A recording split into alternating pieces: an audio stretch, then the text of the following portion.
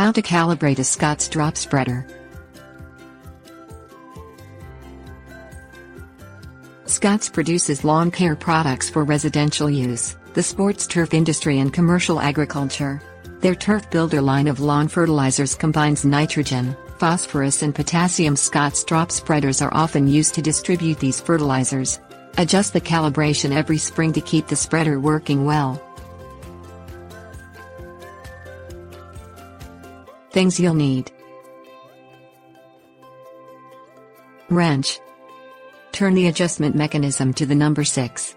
This mechanism is located along the vertical metal shaft for the handlebars. Turn the spreader over so that the handle is on the ground. Hold the spreader with both hands, tire side up. Engage the black plastic trigger on the handlebars with your foot to open the gate. When the trigger is fully depressed, it is parallel to the handlebars. The leading edge of the shutoff bar should be aligned with the calibration line engraved into the bottom of the hopper. The hopper is the bucket where the fertilizer is carried, located above the spreader's wheels. Adjust the alignment by turning the black calibration screw at the lower edge of the control wire with a wrench. The control wire is the cable that runs from the trigger on the handlebars to the gate at the bottom of the hopper. Adjust the screw until the leading edge of the shutoff bar is aligned with the calibration line.